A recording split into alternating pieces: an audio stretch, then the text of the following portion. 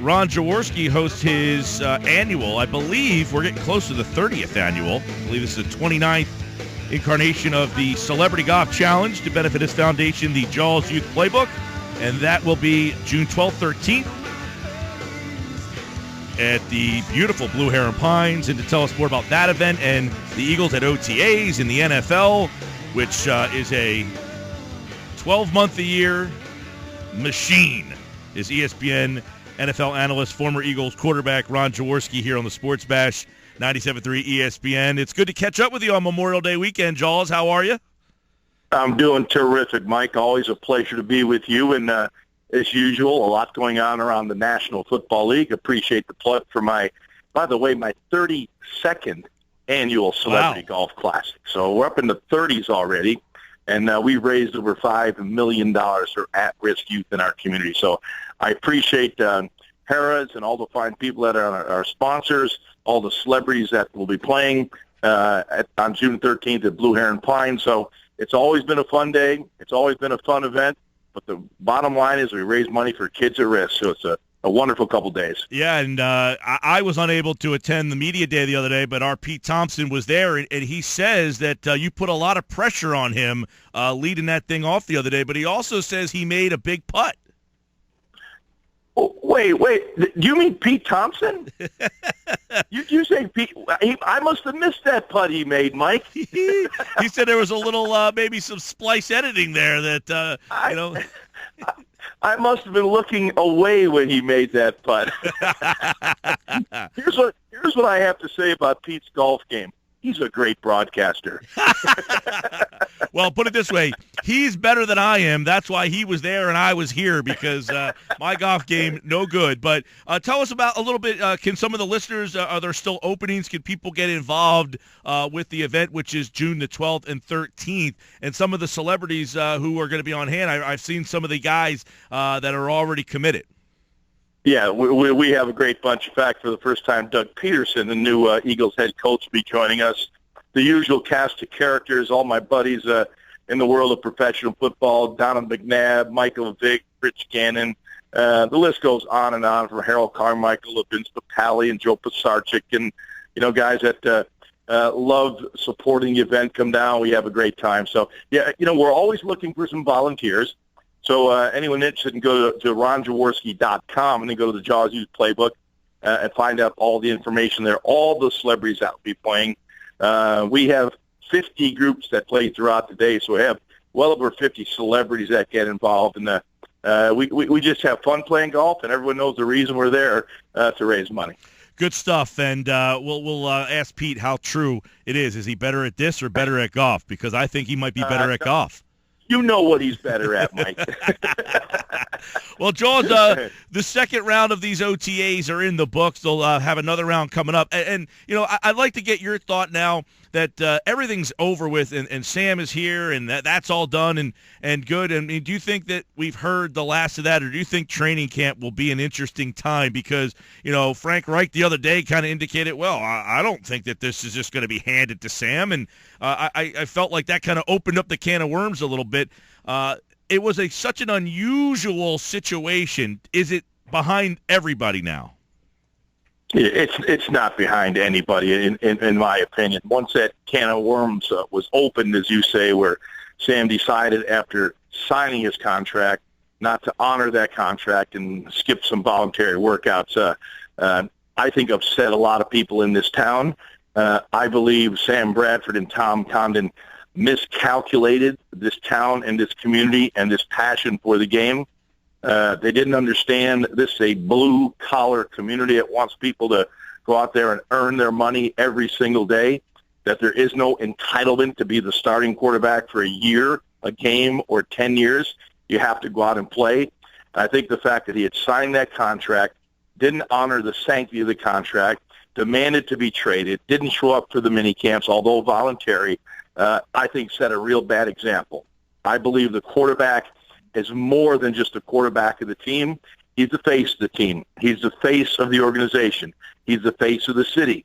And I don't think the people in this community want Sam Bradford to be the face of this football team. Now, that's going to put an inordinate amount of pressure on him. Now, I'll go back to the football. Sam is a very good NFL quarterback. There is no disputing that. He can play the game. His strength is his arm and his accuracy. He's not going to beat you moving around and with mobility, but he can play the game. And you surround Sam with some players, he can be effective. But we all know it's just not always about playing the game, and he really has shortened his leash as far as when he does make mistakes. He will hear it from this rabid fan base. There's no doubt about it. I agree with a lot. The fan base is not going to give him an easy time. Let me ask you, Jaws, were you a proponent on March 1st of the deal they gave Sam Bradford? Yes, I was actually feeling pretty good about everything that the Eagles had accomplished through the offseason, except for Sam. You know, the Sam situation, I thought the Eagles had a very good non-playing season, or as we call it, the off-season. There's always something going on football-wise. I thought when they got Sam locked up for a couple of years, 1 year he was going to be the starting quarterback, and who knew what was going to happen in year two. I thought they did the right thing in getting him signed.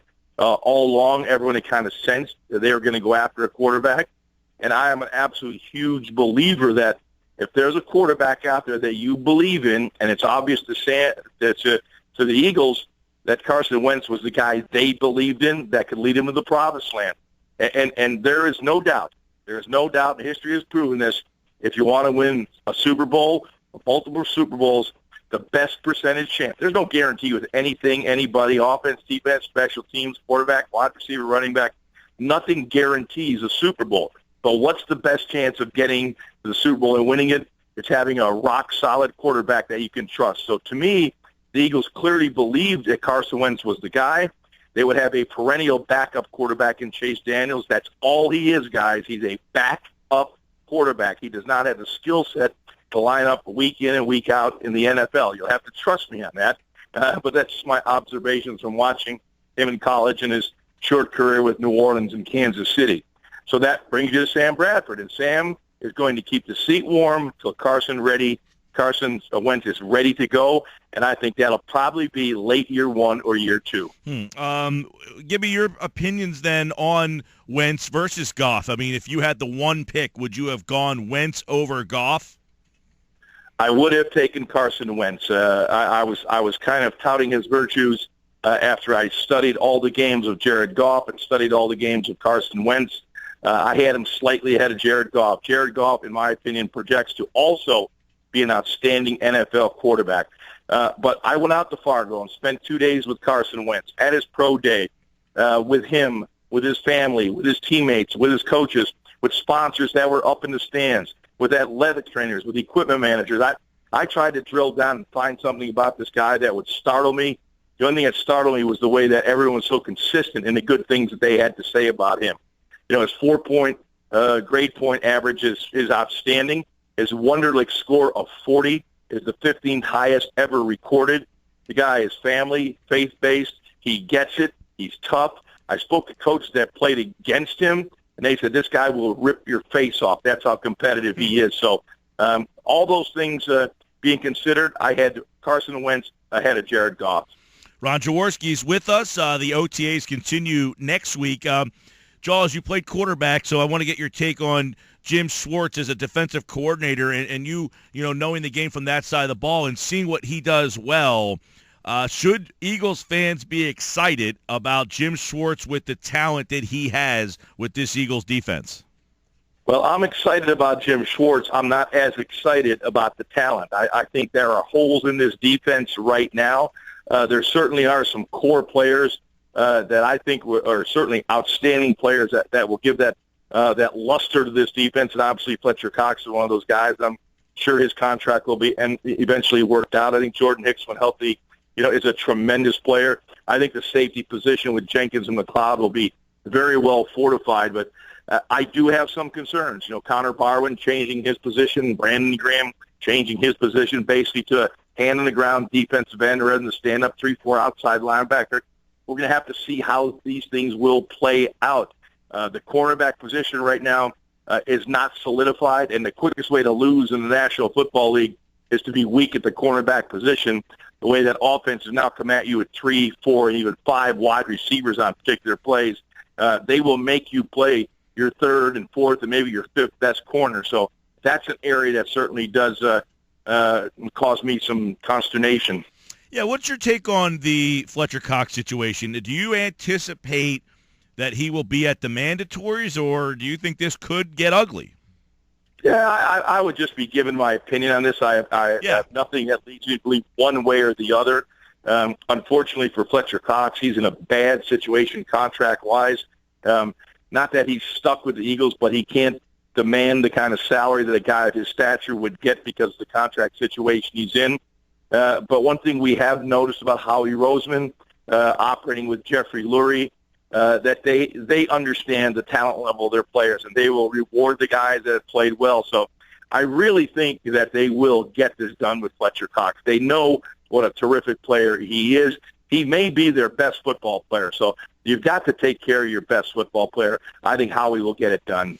Ron Jaworski is with us. Eagles OTAs continue next week, and then we flip to offense. The quarterback got so much drama. The drama of the quarterback position got so much of the front page, back page of the newspaper, whatever you want to say. But another part of this thing is the wide receivers. Last year, that was a big problem, and they didn't do a whole heck of a lot to do anything to fix that position. It looks like they're going to go back with Matthews, Aguilar. They did add Randall. What do you think about this group? Can they prove the doubters wrong? Do they have the talent at that position to make a significant upgrade just by bringing back with what they had? Mike, I think you nailed it with that evaluation right there. I think if you look at this entire roster and you say, where do they have to improve to be a competitive team for a playoff spot? And I think it's going to be the wide receiver position. You can count on Jordan Matthews. We know what he is. He's a solid inside receiver, that number 2 guy. He's big, he's strong, he's intelligent. He does all the little things, the dirty things you got to do inside and read the blitz and take hits from, linebackers, linemen dropping out in coverage, as well as safeties and corners that want to, rip your head off. He has shown he can do all that.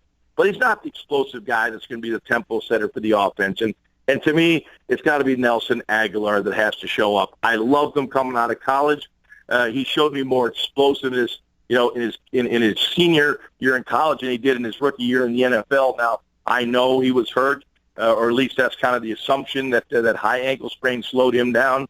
So to me, it'll be interesting if Aguilar can give the Eagles the explosive plays that they need. Because, in today's NFL, it is very difficult to go 80 yards in 12 plays. You've got to have that guy that can deliver you the chunk yards.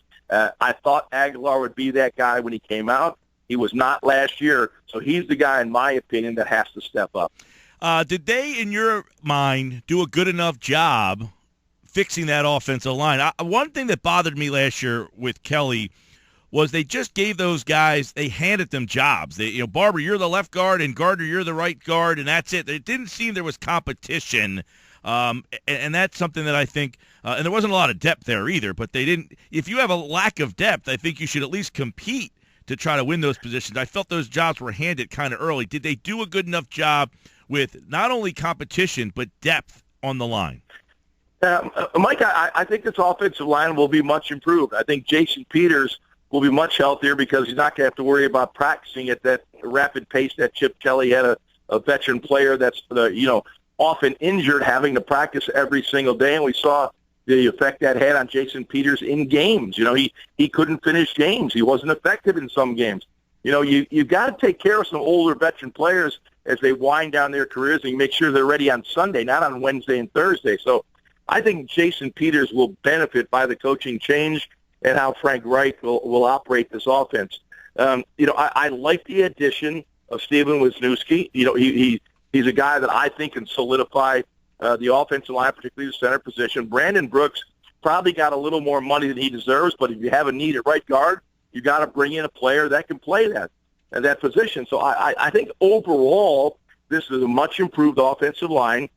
Isaac Samola will certainly add a little bit of nastiness up that front, a third-round pick coming out of college. So certainly that will help add some depth to the position. But I actually think the offensive line will be better this year because of the style of offense they will be running with Doug Peterson. Charles, do you think Marcus Smith can be salvaged? Is there a role for him in this league? There has been nothing that I have seen on tape that leads me to believe that Marcus Smith can be an impact player. He just doesn't have the explosiveness you need to play at the NFL level. Doesn't have the tenacity or the nastiness you have to play at the NFL level on a consistent basis. So unless he has some sort of epiphany this offseason, I don't see Marcus Smith making a big contribution. Overall, here's a team that changed coaches, and Doug Peterson, not a lot of experience. They've got this quarterback situation. Does this team have the look of a team that will miss the playoffs for the third straight year? I know it's very early. We're just in OTAs. Camp's not even here. But did they do enough to go from a 7-9 team to a 10-6 team? You got to be right around there to get in that playoff range. Did this team find 3 wins somewhere this offseason? Mike, this is the time of year where you have to be optimistic. Your great team is out there running around in T-shirts and shoulder pads, and all the rookies look tremendous, All 32 teams in the league all believe they're going to be in Houston at the Super Bowl. This is the optimistic time of the year.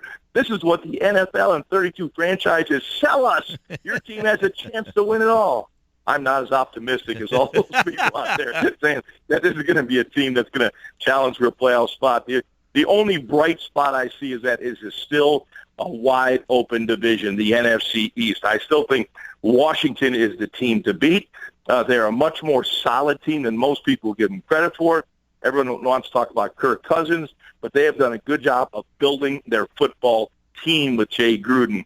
So I think they're the team to beat. I still think the Eagles are probably 2 and possibly 3 years away from being a legitimate playoff contender that could go deep in the playoffs. Yeah, when you draft a guy that you don't anticipate playing that high, that kind of hurts you sometimes. It might hurt you down the road, but today, not to have a first-round pick, number 2 overall, help you on the field, that does, I think, kind of make you take a step back. I want to get your quick thoughts on some other quarterback situations. Do you think RG3 can still play? I do not. And when he came back from the knee injury, he just wasn't the same guy. I was there in Waco, Texas at his pro day a few years ago, and it was the best individual pro day performance I have ever seen. I felt like Mike Shanahan, Kyle Shanahan, that whole group felt when they left there that this guy was going to be a superstar. And he certainly performed very well until he got injured. And he was never the same guy, Mike. And I don't know how I could explain this best to your listeners, but when I watched RG3 coming back after the injury, he just couldn't transfer his weight from that back foot to the front foot. He was so aware of that injury. He never overcame what you have to overcome from an injury perspective. He always favored that left knee, so it was really troubling to him. Now, I know he has since gone back and been working with other people as far as getting the fundamentals and mechanics down. He's gone with Terry Shea down in Houston, who coached him when he came out of Baylor and getting ready for his pro days. And Terry tells me that he's been terrific. But again, it's shorts and T-shirts right now. And when the bullets begin to fly and the guys are coming around to knock your block off, will he be able to carry those same mechanics through? And from what I saw, at least on the tape, he was not. So it's not physical with RG3, it's mental. What should happen with the Jets? Would you pay the money to bring Fitzpatrick back to that team with that roster? I would not pay him that kind of money. I think probably the money at least been reported, that $7-8 million range for Ryan Fitzpatrick is probably the right number. He's a guy that's been with 7 teams. I've went through every one of his throws last year, and you may look at touchdowns, interceptions, and interceptions. You see the number 15. Well, he should have had 30. There were 15 other ones that doinked off defenders' hands. His receivers made some unbelievable catches for him. They have big catch radiuses. They really helped him out. His accuracy was not there. He's a solid, fine NFL quarterback, but he's not going to be one of those guys that deserves the elite money. I don't think the Jets will jack that offer up too high. All right. Ron Jaworski's with us. Last year, Giants, no playoffs. Does Ben McAdoo push the pile for you to make that team a playoff contender? Well, they've got Eli Manning. Eli is still one of the premier quarterbacks in this league. He can do it all. You have to protect him, and you have to have a balanced offense. And it was obvious when the Giants scheduled their offseason what they wanted to go after. It was defense. You get Olivier Vernon, probably the best pass rusher in the league a year ago. They went out and got him, so they wanted to build their defense. I think the Giants will be given a fighter's chance because of Eli Manning. And obviously, the Victor Cruz loss will probably hurt them. But when you got Odell Beckham Jr. in there, this guy can make plays. Well, they're going to need to balance back in their offense. Yep, and we'll see. I thought that was an interesting storyline with the NFC East is them, Coughlin going, staying in-house with McAdoo there. Of course, Romo's back in Dallas. Norman in Washington. It seems that no one's talking about the defending NFC East champion Washington Redskins out there. Well, as I said it a moment ago, I think the Washington Redskins are the team to beat. The acquisition of Josh Norman, who is a premier coverage corner in this league, certainly adds a lot to what they can do. They won the division last year. They got a solid performance out of Kirk Cousins. He's not going to be a guy you're going to go wow and put him in the elite category. He's more of a game manager, and if he doesn't make mistakes, they'll be effective. But I have been impressed with how they have built their football team down there. Not every move has been the Josh Norman splash kind of move. They have built their team on the offensive, defensive line with good football players, not necessarily those splash players. They built a good football team down in Washington. I do not think this is a team that's going to wilt. I think right now they're built for the long haul. Ron Jaworski's with us here, and Ron Jaworski, one of his other ventures, the Philadelphia Soul. They play tomorrow in Cleveland, next week in Jacksonville, and then you guys have that game with L.A. in Trenton. And so the Soul doing very well again this year. You got that. You got the Ron Jaworski Celebrity Golf Challenge coming up here at Blue Heron Pines. Do they have two of you? Have they made two of you? I'd like to keep busy, Mike, and thanks to the love you gave the Soul. It's a really good football team. We're at 7-1 right now. We knocked off unbeaten Orlando last week. We've got a great bunch of guys. I believe we have the best coach in the Arena Football League, and I believe he will follow the same path that Jay Gruden followed to become a head coach in the NFL. Clint Dolezel was an all-arena quarterback, a Hall of Fame quarterback. He's now our head coach, does a great job. And I see unbelievable qualities and characteristics, much like I saw in Jay Gruden when he was playing in the Arena Football League, when he was coaching in the Arena Football League, when he became an assistant coach of the Cincinnati Bengals.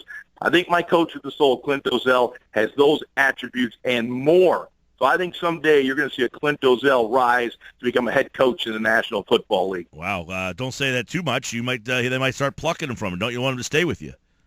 You know what? I would love to see him become a head coach. I'd love just like I've got cool. 5 players in my roster that I call NFL teams every single week. I may lose a quality player, but if I can help a young man get to the NFL and improve his lot in life, I'd be more excited about that than anything. Well, we know it's very busy time. Happy Memorial Day weekend to you, and good luck with the event. We know it should be another great event for Ron Jaworski over at Blue Heron on June the 12th and June the 13th. Thanks, Jaws. And when you see Pete, tell him to get some lessons, all right? Straight from you. Take care, pal. Ron Jaworski, everybody.